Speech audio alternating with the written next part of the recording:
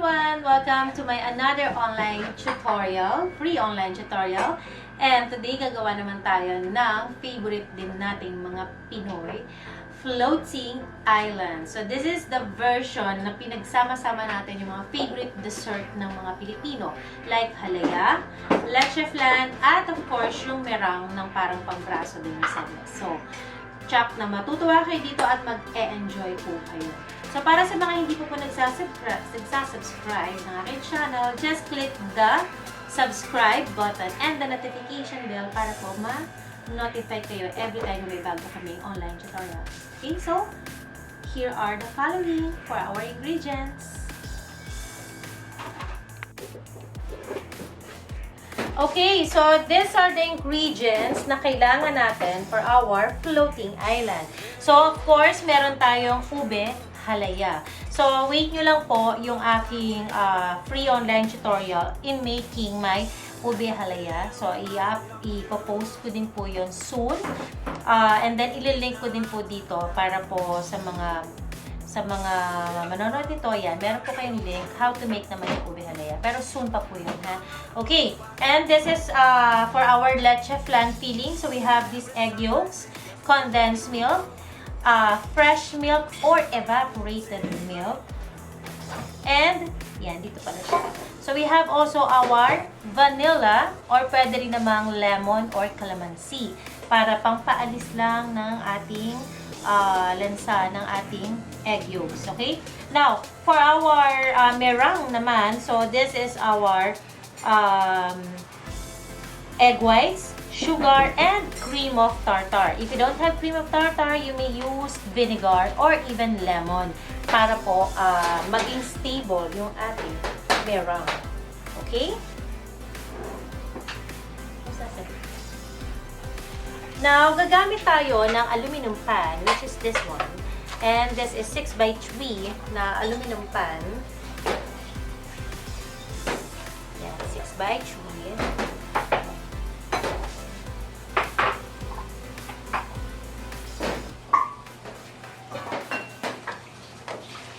First, we're going to use the help of weighing scale because we're going to measure our ube halaya in 225 grams each pan.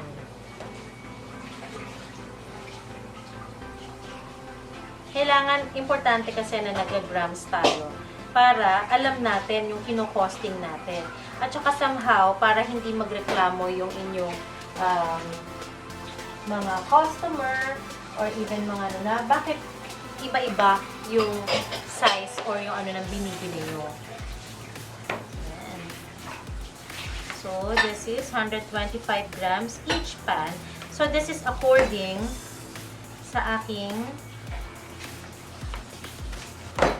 molder.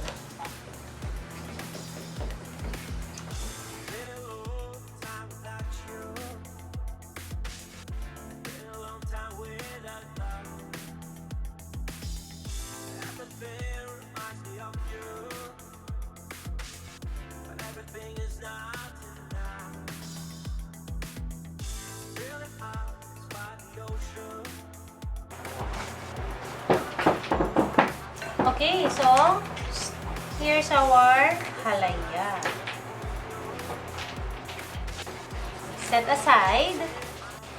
And here's our another bowl. So gagawin naman natin yung ating flan mixture.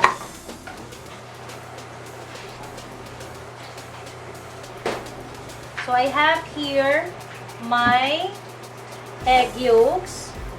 Then ko lang siya. Sama ko na yung aking vanilla.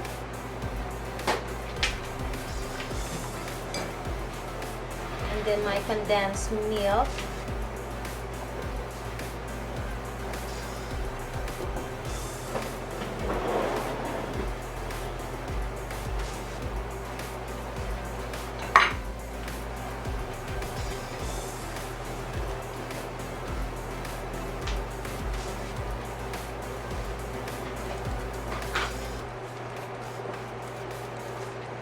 Okay, and now we're going to add our milk.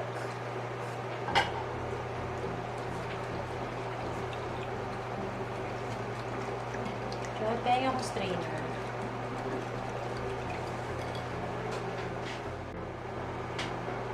Okay, and then strain natin siya para mawala yung mga lumps ng ating egg.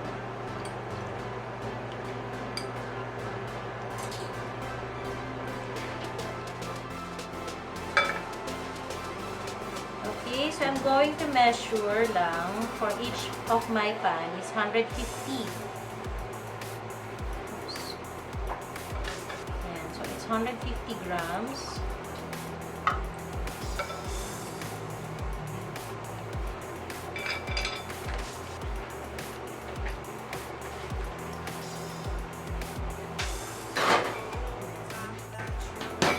Pwede rin naman, diretso ko na siya.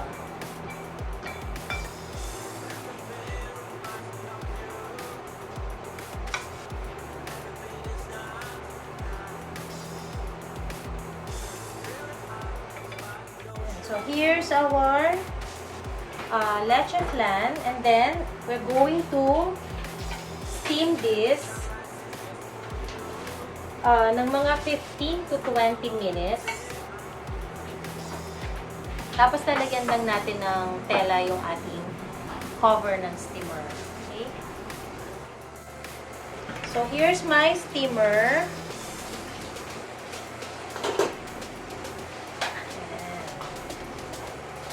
Oh, cheap. And then for our next,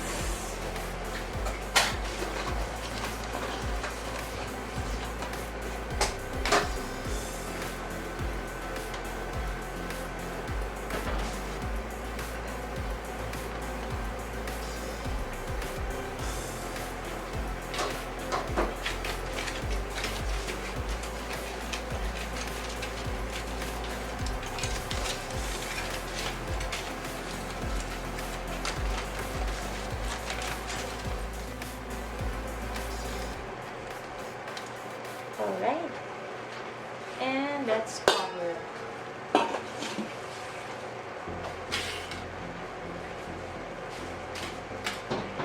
Let's steam this for 15 to 20 minutes.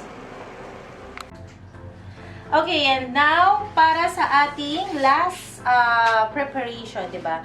Tapos na tayo sa ube halaya, tapos na tayo sa ating leche flan, and then doon naman tayo sa top ng ating floating island, ang meringue. So these are what we need in making our meringue. We have here our egg whites, white sugar, and of course cream of tartar to make it stable.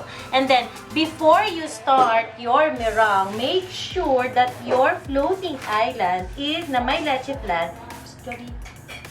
is already cooled down. Okay, so it's already cooled down. Yan, so like this. Yan, so like this.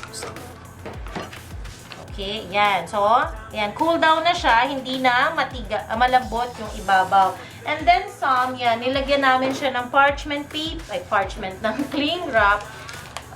Yung iba kasi, di ba, foil. So, kung gusto niya ng mas makatipid, cling wrap. So, yung una, foil. Pero, pwede rin cling wrap or plastic. Pwede rin naman. Kaya lang, make sure that your plastic na gagamitin is food grade. And like kasi ng cling wrap, alam natin na food grade yung ating cling wrap. So, the plastic labo po kasi actually is not a food grade. Okay? So, set aside lang muna natin ang ating mga floating island na may leche flan.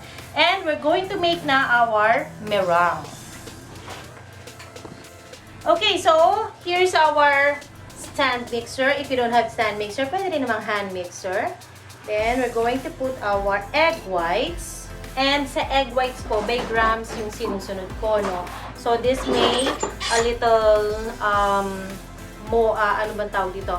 A little na mas marami compared dun sa bilang ng egg yolks for our leche flan. But that's fine. The more egg whites, the better. Okay? So 1, 2, 3, 4, 5, 6, 7, ating cream of tartar. And then, wait until mag-soft or medium thick ang ating egg whites bago natin ilagay ang ating sugar.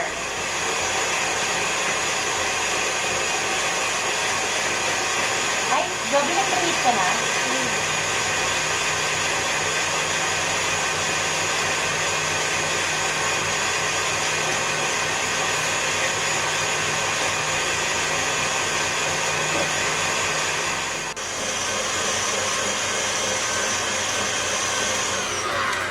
Let's check. So, not yet.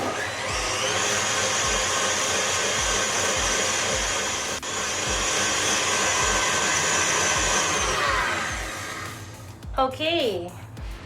So, let's check again. Yan. Stiff pick na po siya. Oops. Oh, medyo hindi pa siya. Pero nakita mo, ayan o, ano na siya. So, this is medium. But, okay, this is only medium. This is only medium thick kasi kita nyo nababali pa siya, diba? So, wait natin. Siguro a little 1 minute.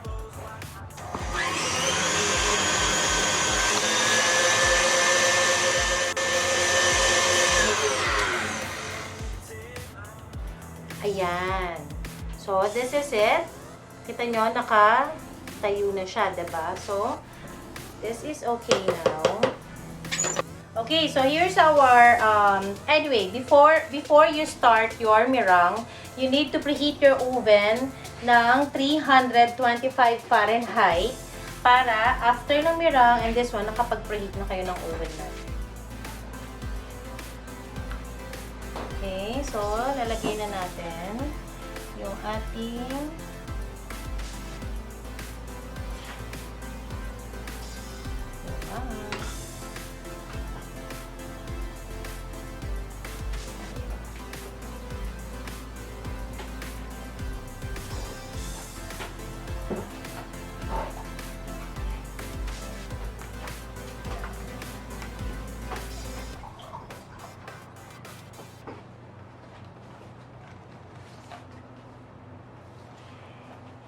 Ako, gusto ko siyang punuin.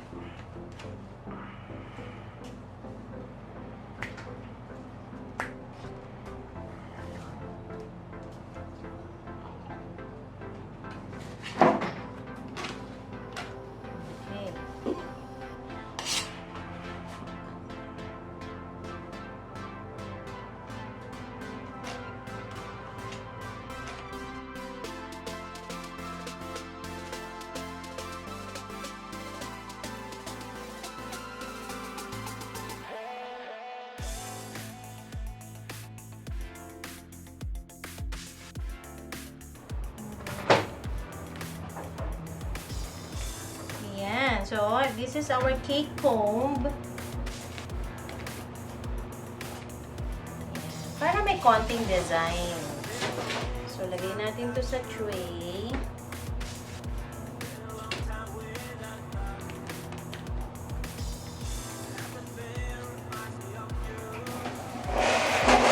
Yan. So, all in all, nakagawa tayo ng 6 by 3. Okay. And then, okay, yusin lang muna natin. Bake na natin to ng mga 15 to 20 minutes or depende hanggang sa mag-dark brown or mag-brown. Hindi naman dark, pero mag-brown na ang ating meringue. So, malalaman naman natin kapag ganito na yan po. Okay? So, balik tayo. Baking time muna. So, here's our floating island. So, okay lang po yan kung medyo mataas pa siya. Kasi hindi natin to itataob, diba? So, definitely, hintayin lang natin siyang lumamig. And once na nagko-cool down na siya, medyo bababa po yung ating cover. Or yung ating meringue. So, let's wait ng mga 10 to 15 minutes until it cools down.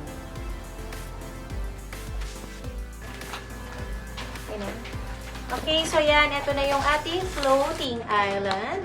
So, titikman na natin siya. Wow. Look at this. Yan. Go. Sarap. Masarap, masarap, masarap. Para po makagawa po kayo. And, share nyo lang po pag nakagawa na po kayo, ha? Ng ating floating island. Ang sarap ng mixture ng halaya, leche flan, and ube. Halaya, leche flan, and ube. Halaya, meringue, and leche flan. Thank you guys for watching and for joining. I also have nga pala ng mga online classes. So makikita nyo rin po dito yung link ng aking group para po maka-join kayo. At makita nyo rin po yung mga online classes na available po na sa murang halaga lang po. Pero the best na mga recipes. Okay? So thank you for watching this floating island, and I hope na i-share nyo po siya sa inyong mga friends. Also, don't forget to click the notification bell and subscribe button. Okay? Bye-bye!